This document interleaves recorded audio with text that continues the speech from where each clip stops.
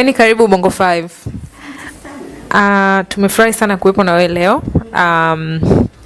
Tunataka tutujue kwanza historia yako. We know you kutoka kipindi chako cha Extreme Life. We know you kupitia kipindi chako cha radio. We also know you kwa story yako ya ambayo iko personal zaidi, lakini tunataka tukujue background yako, your professional career, yani story yako wewe Penny kabla tujafikia hayo mengine. Oh, okay. Naitwa Penny Omega Mwangilwa. Msichana pekee kwenye familia ya watoto watatu na kaka wawili, Yahya na Sheiza. And being the only girl, of course, nimekuwa katika kuchungwa sana, you know, and kuna age distance kubwa sana ya mimi na kaka zangu. Tumezidiana miaka 11 mpaka 14. And yeah, my education background would be darasa la kwanza na pili nimesoma Forodhani mjini. La tatu nimekwenda Markman International School iko Tegeta. Darasa la 4 mpaka darasa la 6 nimesoma St. Mary's International School. Mimi nilikuwa nimebahatika kutoka kipindi chetu ilikuwa ukiwa umepata max average zaidi ya 80 unakuwa promoted to go to form 1. So sikusoma darasa la 7, kutoka darasa la 6 nikaenda form 1. I did term moja St. Mary's and the rest nikaendelea tena form 1 mpaka form 4 kwenye shule ya wasichana pekee inaitwa Cornelius. And then from there, after finishing my O levels, I went and did graphics and design. It was a course for about 5 months. Nikaona graphics and design is not my thing, had to slash it. And hapo katikati nikaona tule trying to figure out what I wanted to do. Then I wanted to do radio. Then I wanted to do TV.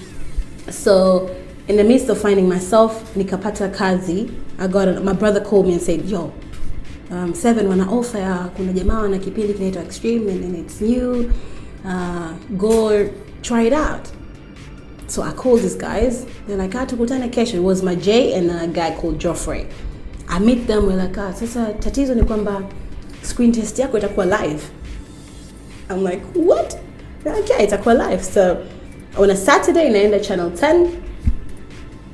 Everybody's there. I get so nervous. AY was there for the screen test. Nikapoa dakika 5 za to show what I have. I did what I did. I just had to be me. I'm loud, I'm, you know, vibrant, evil. So dakika 5 nimemaliza, everyone is clapping. I'm like, okay, so I did it. So yeah, and that's how it started for me. So nikaona kazi mbili actually. TV hosting, and I used to do sales and marketing for a courier service company called Swallow Deliveries. And being the only girl, like I said, Koyo, my family's on my neck all the time. What are you doing? What are you up to? You should go to school. And that's when I decided to go to college and pursue human resources management.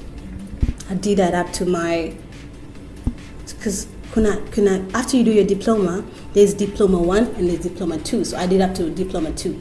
I left it pending. Because, you know, working and studying is not easy. Kabisa.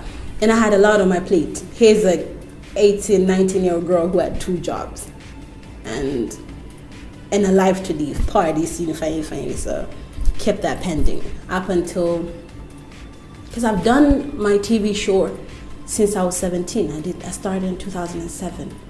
So up until bufika miaka minne, I'm like, you know what, I really need to go back to school. I've been doing the same thing every now and then. So yeah, I went back to school, started pursuing my advanced diploma, and pretty much that's it. Up to where I am now. Unapoa ambao tulifanya Bongo 5 kuingia kati ya watangazaji 10 bora Afrika.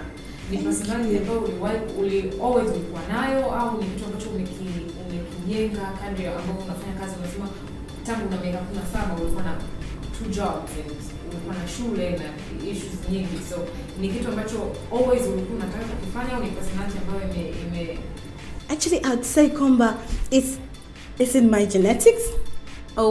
Saying bibi yangu mzababa ni mwanamke wa kwanza kutangaza radio Tanzania. Naitwa Hadija Said. And it went to my uncles, my brothers, and I'm like, I can do this. Because I talk a lot. And if you want to be a TV personality, radio personality, you just have to know how to talk confidently. And I used to bother my brother all the time. I'd bag him, I'm like, yo, because then my brother was on Channel 5. He used to do hip hop bass and E-News. I'd look at him and I'm like, I couldn't do better than him. I mean, this is what I want to do. So I'd bug him, I'm like, yo, Shayza, hook me up. He's like, funny part of TV, the camera might not love you, baby. And I'm like, what? No, but I want to do this. So I'll do that when I'm in the bathroom. I used to host parties at school. I used to be the DJ, the MC. I used to be a bit of everything. So I had it in me. It was just in my blood. You look at me, you're like, this girl wants to be someone. And yeah. So I'd say it just came naturally and it's in my blood. A lot of my cousins are on radio now. We're from the same clan. We're doing pretty much the same thing. Yes. So I'd say for one, I had a passion ever since I was a little girl. And yeah, it's in my genetics. Sawa. Yeah. Kama nilivyosema, tunakujua from your shows, from kazi zako, sauti yako kwenye radio, and mpaka hapa katikati tumekujua kupitia uhusiano wako. Yeah. Very high profile artist. Wewe mwenyewe una nafasi yako kwenye celebrity list wa Tanzania watangazaji. So hebu tueleze kidogo ilikuwaje? How mlikutanaje, ikaanzaje? Yani tupe background story kidogo ya. Me and Nasib, you mean? Kama kuna mwingine pia una. No, actually, by far that's the only celebrity I've had a thing with, and probably the last. Did I say that? Yeah. But yeah, me and Nasib have been friends for years. Toka anatoa kamwambie. If you want to go to a hot TV show and do your thing, launch your video and have fun, you're talking about Extreme. So in my show, I built relationship with so many artists, including Nasib. So you can imagine I had known him toka enzi akamwambia. He would come, if he has a new video, he would call, jamani nakuja na video mpya, I want to launch. So we became friends. And tulikuwa tunaonana sehemu ambazo he would hang out or he would pass by kucheki watu atanikuta. So we had it going, nakuja. And you know me, I talk a lot. I'm the easygoing type of person, I would mingle with just anybody. And so we became we became so tight and we'd talk, we'd chat, and I don't know what happened. That's the thing. Hapa katikati, I remember we lost touch. Everyone has been busy doing what they're doing. And, BBM and stuff. And, we chat, how you been? And I told him, look, I'm launching my new season. I've been off here for quite some time, just preparing for my new season. So, mind if you come? He's like, yeah, of course I will. I'm seeing you in a minute, yada yada. And yeah, he comes to the lounge. We had a great show. Made us tighter. Unajua marafiki ambao mmepotezana and then mtakutana. So we've got a lot to catch up, gossiping, nini. Actually, we used to gossip a lot. Each time mtakutana na Sibu, we just had a bunch of things to talk about. So really, I really don't know what happened, but I know it started from that period, November, December, and after the show, we became tight. We did movies, just like any other friends would do, And then what happened, and yeah.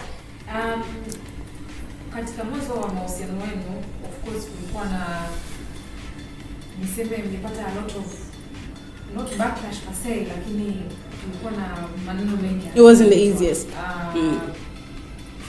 Kuna pictures one day kuna hizo picture. Yeah. Mimi nataka kujua wewe ulikuwa wapi na ulipokeaje na tupeleke sisi through your head and through your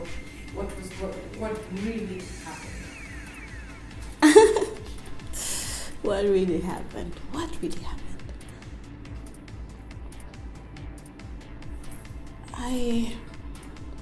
Mimi ni mtu ambaye utaniambia fulani amefariki and I'll not believe it mpaka nione kabisa. I actually see that huyu hapa amekufa.